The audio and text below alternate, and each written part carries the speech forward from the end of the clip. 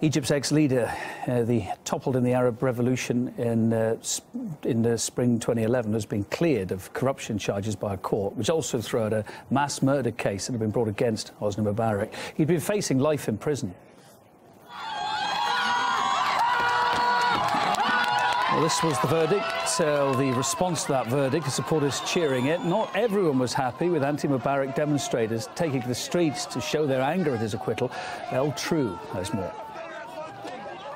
Well, this was the nightmare that a lot of the protesters who came out in January 25, 2011 have been fearing, that Hosni Mubarak, long-term autocrat, may walk free. Now, this is mainly because of a judicial decision today surrounding the charges against him of participating in the killing of hundreds of protesters back in 2011. Now, the judge ruled on a technicality that he didn't have to make a decision today.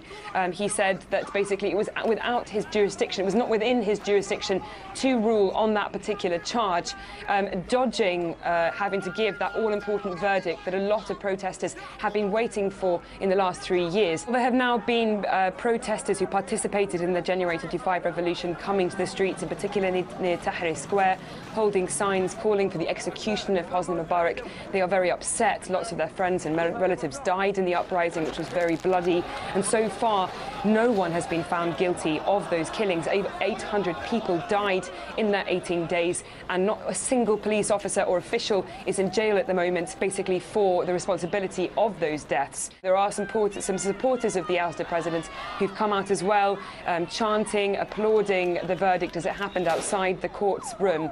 So we're going to see in the coming days what happens, whether these two sides clash, whether we're going to see further protests, particularly after yesterday's violence, which saw several people come to the streets against the military-backed government, calling for a fresh revolution. So Egypt is very much on the edge right now.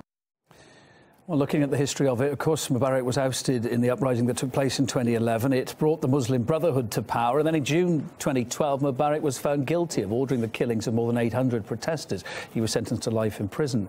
Then the revolution of 2013 brought back the military to power.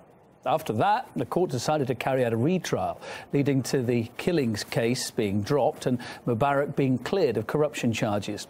Political analyst and commentator Catherine Shackdam told me the court's decision, though, shows that Egypt's back in the state it was in before the Arab Spring. I think it's a confirmation that the military apparatus has gained control completely over all state institutions. And I think it's proof that the Arab Spring has failed in Egypt. I mean, the dictatorship is back now in power. I mean, there is no other word to actually label or qualify or even define what has happened. I don't think that Egyptians will understand this ruling as just by any count. I think it's just proof that the military apparatus has, taken care of one of its affiliates and has basically allowed him to walk free.